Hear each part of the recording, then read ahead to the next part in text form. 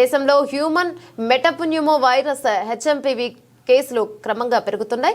తాజాగా అస్సాంలో కూడా హెచ్ఎంపీవీ కేసు నమోదైంది. రాష్ట్రంలోని లఖీంపూర్లో 10 నెలల చిన్నారికి వైరస్ సోకింది. దీంతో ఆ చిన్నారిని అస్సాం మెడికల్ కాలేజీ అండ్ హాస్పిటల్లో చేర్పించారు. ప్రస్తుతం చిన్నారి పరిస్థితి నిలకడగానే ఉందని వైద్యులు తెలిపారు. అయితే తాజాగా అస్సాంలో నమోదైన కేసుతో దేశంలో మొత్తం 15 హెచ్ఎంపీవీ కేసులు నమోదయ్యాయి. గుజరాత్లో అత్యధికంగా 4 కేసులు నమోదు కాగా మహారాష్ట్రలో 3, కర్ణాటక రాష్ట్రంలో 2, తమిళనాడులో 2, కోల్కతాలో 3, అస్సాంలో 1 కేసు నమోదైంది. చైనాలో హెచ్ఎంపీవీ విజృంభిస్తూనే ఉంది. ఆ దేశంలోని పలు ప్రాంతాల్లో ఈ వైరస్ బారిన పడుతున్న వారి సంఖ్య రోజు రోజుకు పెరుగుతుంది. అయితే చైనాకు ఆనుకుని ఉన్న భారతదేశంలోని రాష్ట్రాలను కేంద్రం అప్రమత్తం చేసింది. సిక్కిం చైనాకు దాదాపు 200 కిలోమీటర్ల పొడవైన సరిహద్దును కలిగి ఉంది. ఇది ఉత్తర ఈశాన్యంలో టిబెట్ అటానమస్ రీజియన్తో చుట్టపడబడింది. ఇక దీంతో కేంద్ర ఆరోగ్య శాఖ సూచనలతో సిక్కిం ప్రభుత్వం అప్రమత్తమైంది.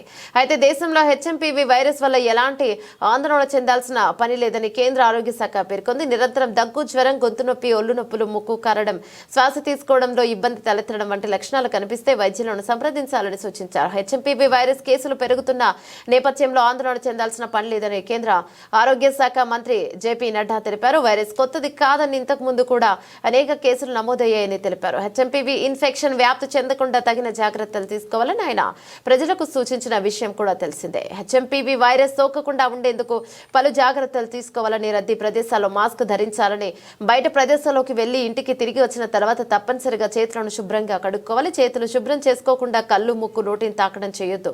ఆరోగ్యకరమైన ఆహారం తీసుకోవాలి. క్రమం తప్పకుండా వ్యాయామం చేయాలి. బలమైన రోగ నిరోధక శక్తిని కలిగి ఉండాలి.